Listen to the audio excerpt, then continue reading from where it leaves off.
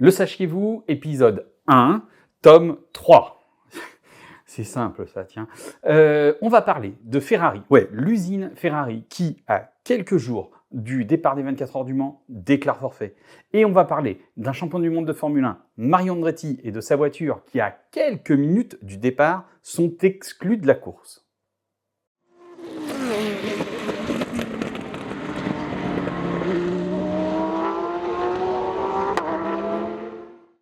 Le sachiez-vous, 1972, à quelques jours du pesage seulement, la Scuderia Ferrari, oui, l'usine Ferrari, déclare forfait pour les 24 heures du Mans. Ouais, rien de moins. 1972, pour les 24 heures du Mans, c'est réellement un gigantesque tournant dans l'histoire, et pour deux raisons principales. La première, c'est la modification du tracé, la création de ce que l'on va appeler pendant des années et des années, voire des décennies, la nouvelle portion.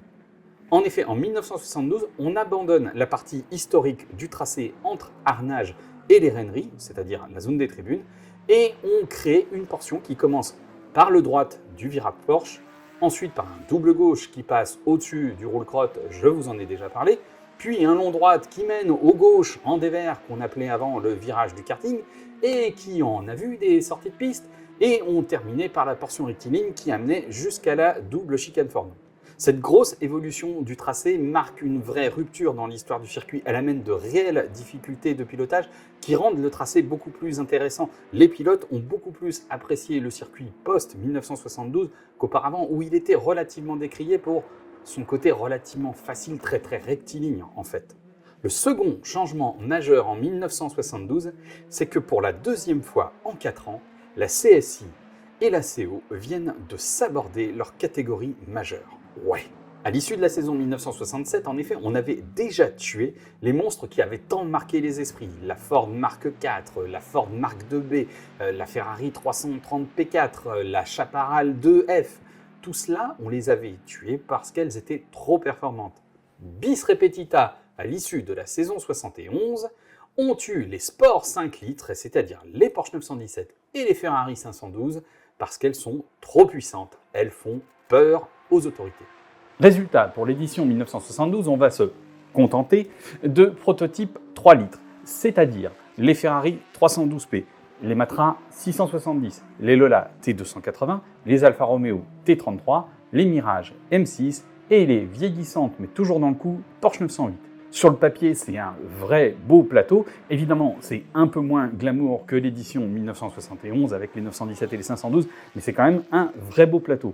Et dans ce contexte, les deux favoris, Ferrari d'un côté, Matra de l'autre, vont se préparer de manière diamétralement opposée. Du côté de Matra, en effet, il y a un objectif majeur, unique, et il est clair, c'est Le Mans. Pour cela, on réduit l'équipe de Formule 1 à une seule voiture sur l'ensemble de la saison. Et côté endurance, on va participer à aucune course. Aucune course du championnat du monde d'endurance. Initialement, il était éventuellement prévu de participer à une ou deux courses pour roder l'équipe à la compétition. Mais finalement, non, il est décidé de faire totalement l'impasse sur la saison et de se focaliser sur des essais d'endurance au Castellet. Et la décision vient de tout en haut, elle vient de Jean-Luc Lagardère. Et cette façon de faire, cette façon de se concentrer uniquement sur des essais pour préparer Le Mans, elle va faire école. Et dans les années suivantes, par exemple Porsche avec la 936, Renault avec la 442, et puis ensuite toutes les équipes vont se concentrer sur une préparation de ce type-là pour préparer Le Mans. Côté Ferrari, on va faire tout le contraire. Considérant que seule la course prépare à la course, pour préparer Le Mans, on va faire la saison intégrale du championnat du monde d'endurance, avec une volonté affichée, ramener le titre à la maison. Et pour cela, Enzo Ferrari ne fait pas les choses à moitié. Il va réellement professionnaliser son équipe et son outil de travail. Tout d'abord, il scinde l'équipe F1 et l'équipe Endurance en deux équipes distinctes. Ainsi, les équipes vont mieux se focaliser sur la préparation de leur propre voiture. D'autre part, à partir d'avril, la Scuderia Ferrari va disposer d'un outil fantastique avec la piste de Fiorano qui lui permet de mener des essais à 2 pas de ses ateliers de fabrication. Enfin, Mauro Forghieri et ses équipes améliorent la 312P apparue l'année précédente pour lui donner toutes les chances d'aller quérir le titre.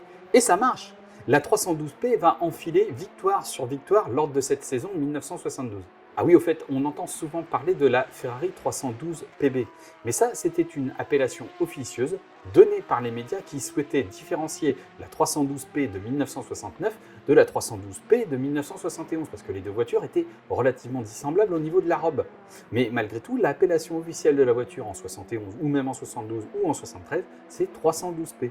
La 312 PB, c'est une appellation officieuse, mais qui s'est imposée avec le temps. Si on revient au championnat, évidemment, les 24 heures du Mans font partie du championnat. Donc Ferrari envisage de participer aux 24 heures du Mans avec pas moins de 4 Ferrari 312P. Ouais, 4. Mais de son côté, Matra envisage d'aligner 3 670 et une 660.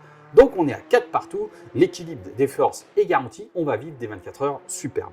Et dès les essais d'avril, qui auront lieu en mars cette année-là. Oui, c'est donc les essais de mars, mais l'appellation de l'époque, c'était souvent les essais d'avril, pareil, une appellation officieuse.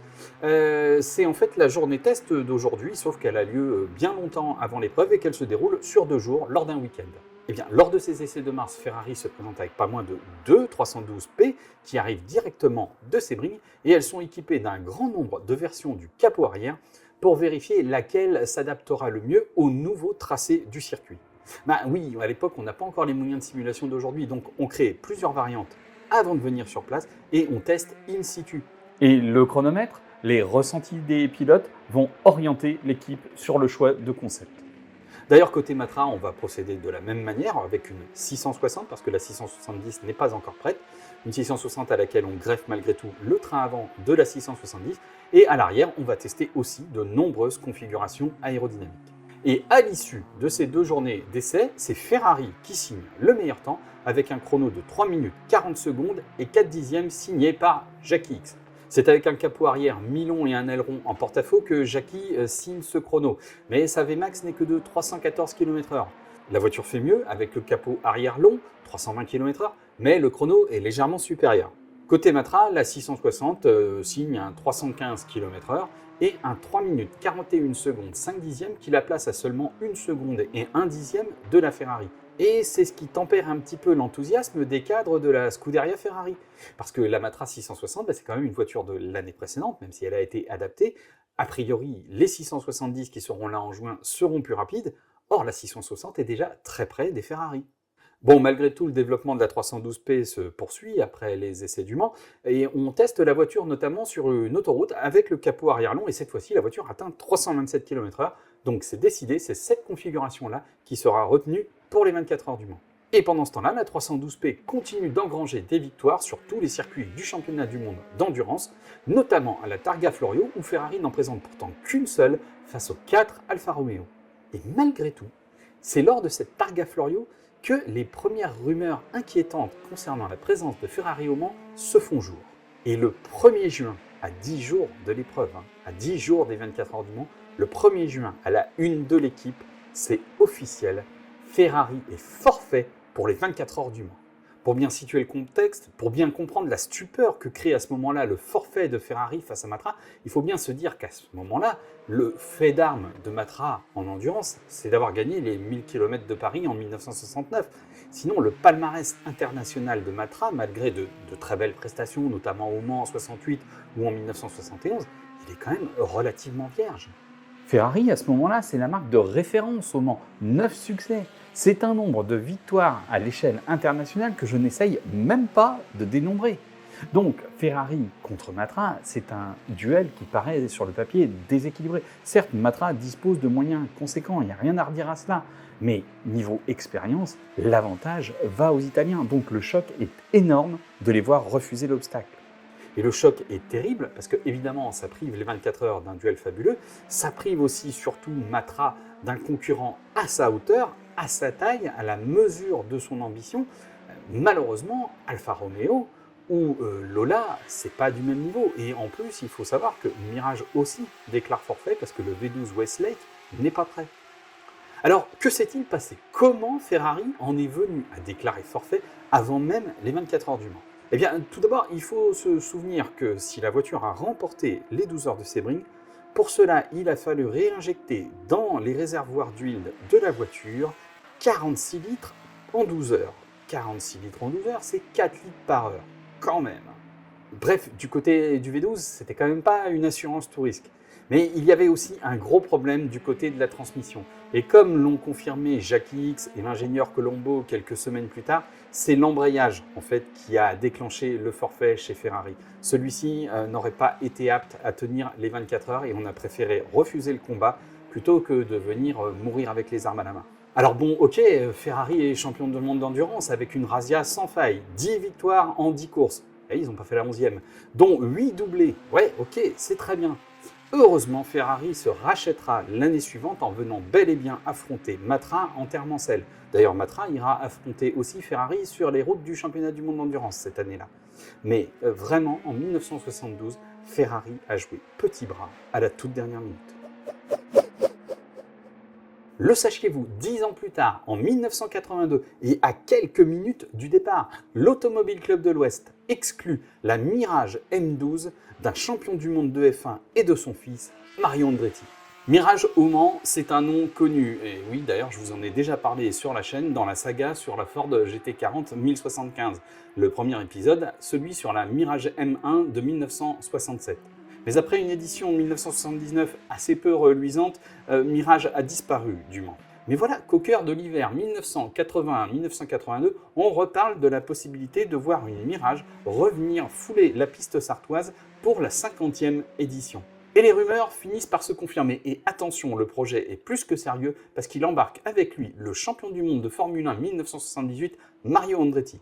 Mario, il a donc été champion du monde de Formule 1 en 1978 sur la Lotus 79. Mais attendez, c'est pas tout. Il a également gagné la grande classique américaine, les 500 miles d'Indianapolis, et la même année, il a été champion IndyCar en 1969. Et puis Mario, en 1967, il avait déjà gagné les 500 miles de Daytona en NASCAR, la grosse épreuve NASCAR de la saison. Bref, Mario, c'est un pilote versatile, il veut compléter son palmarès, il lui manque vraiment un élément fondamental, Le Mans. Il s'y est déjà essayé aux 24 heures en 1966 et 1967. Il faisait partie de l'immense assaut Ford au Mans. Mais bon, c'est pas sa voiture qui s'est imposée. La Mirage M12 à moteur Ford Cosworth que Mario doit partager avec son fils Michael pour les 24 heures arrive au Mans avec vraiment très peu de kilomètres au compteur. D'ailleurs, une deuxième voiture devait être engagée, mais faute de temps, on se contente d'une seule auto. La Mirage passe sans problème les contrôles techniques du pesage. Et dans le contexte des débuts du groupe C, avec un grand nombre de marques différentes au départ, eh bien, les essais se passent relativement bien. Mario place en effet la voiture sur la 9e place de la grille, ce qui est plutôt honorable pour une voiture toute neuve. Mais c'est justement sur cette grille de départ que tout va se gâter. Ouais. Parce que sur la grille de départ, les mécanos, pour une raison X ou Y, à un moment donné, ils soulèvent le capot arrière de la voiture. Sauf qu'à ce moment-là, les commissaires techniques passent et ils s'aperçoivent, oh stupeur, que les radiateurs de la voiture sont placés en porte-à-faux arrière. Et ça, c'est formellement interdit par le règlement du groupe C. La décision de la CO tombe donc immédiatement, la voiture est exclue de la course. Ouais, la Mirage M12 de la famille Andretti est exclue de la course. C'est quand même un sacré coup de tonnerre, on est en train d'exclure la voiture d'un champion du monde de Formule 1, je vous rappelle, rien de moins que ça. Évidemment, l'équipe est furieuse et clame son bon droit. La voiture n'a pas changé depuis le pesage, elle a été contrôlée et validée dans cet état. Effectivement, les photos du pesage prouvent que les radiateurs étaient bien situés à cet endroit-là. Les grosses ouvertures dans les capots arrière, ils sont situés en porte-à-faux. Et forcément, c'est qu'ils étaient en face des radiateurs.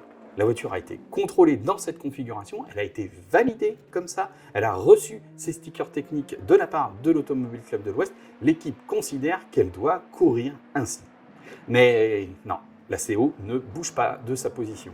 Au sein de l'équipe, on n'en démord pas, la voiture doit courir ainsi. D'ailleurs, de la participation de la voiture à la course dépend un contrat avec la télévision américaine. Donc il est fondamental que la voiture court. Et puis, autre argument, qui vaut ce qui vaut, on ne peut pas faire cette offense à la famille Andretti. C'est pas possible, elle représente tellement aux États-Unis, on n'a pas le droit de faire ça. Et puis, ultime argument, non, en quelques minutes avant le départ, on n'a pas de solution pour repositionner les radiateurs à un autre endroit. On ne peut pas envisager de le faire. Donc la voiture doit courir ainsi. Mais la CO bloque sur sa position, refus catégorique, la voiture est exclue. La Mirage M12 est donc retirée de la grille de départ. Ravalant leur fierté, les mécanos décident de tenter un truc à l'arrache. Ils vont tenter de réimplanter les radiateurs là où ils peuvent pour que la voiture puisse prendre le départ. Mais le temps de bidouiller un truc, eh bien la course est déjà partie depuis 1 heure. Et surtout, la Porsche 924 de Richard Lloyd, aux couleurs Canon, a pris le départ en tant que suppléante. C'est définitivement trop tard pour la Mirage. La M12 ne prendra donc pas part à la course et jamais on ne la reverra au Mans. En 1983, elle disputera quelques courses aux États-Unis, mais on ne la reverra pas au Mans. Quant à la famille Andretti, elle va être plutôt fair-play parce qu'elle va revenir en 1983. Elle va troquer Pioneer pour Kenwood, bref, elle change d'autoradio. Bon, elle change un petit peu de monture aussi, ça reste bleu, mais on passe d'une Mirage à une Porsche 956. L'équipe choisie pour assurer le suivi de la voiture, elle est au top, c'est le Kremer Racing, ils ont gagné au Mans en 1979, on ne peut pas mieux faire. Le coéquipier, c'est Philippe Alliot, donc tout va très bien se passer, la voiture va terminer au 3e rang. Mario fera mieux évidemment en 1995 sur la Courage numéro 13, mais il ne terminera que 2e. Jamais Mario n'ira chercher la victoire tant convoitée aux 24 heures du Mans. Voilà, c'est la fin de ce premier épisode, ou de ce tome 1 d'ailleurs, j'en sais plus rien moi, de Le sachiez-vous. Et le sachiez-vous, on ne dit pas le sachiez-vous, on dit bien le saviez-vous. Ouais, je fais n'importe quoi de toute façon, donc prenez pas exemple. Allez, on va se retrouver la prochaine fois pour parler d'autre chose. Je tenais à conclure cette vidéo en rendant hommage à un ami récemment disparu, François Hurel. François, c'était l'auteur de ces livres, Ford au Mans, Ferrari au Mans, Porsche au Mans, Alpine au Mans, Matra au Mans, qui me servent énormément dans ces vidéos. Très clairement, François, sans toi, mes vidéos, elles n'existeraient pas. François, vous le connaissiez certainement parce qu'il écrivait dans Auto Hebdo, notamment les articles historiques. François avait créé au tout début des années 2000 un premier magazine qui s'appelait Circuit Magazine, qui traitait du sport automobile dans son ensemble, mais surtout, bien entendu, de l'endurance et des 24 heures du Mans, puis un second magazine à la vie plus courte encore, Speed. François est également devenu rédacteur en chef de Le Mans Racing au cœur des années 2000, magazine pour lequel il m'avait d'ailleurs demandé d'écrire avant que malheureusement ce magazine ne disparaisse. François ne se contentait pas de savoir tenir un crayon, il savait également tenir un volant puisqu'il a énormément participé aux 24 heures du Mans karting, une épreuve qu'il adorait et qu'il a d'ailleurs gagnée en 1989. Donc vraiment, François, lors des prochaines 24 heures du Mans, tu nous manqueras.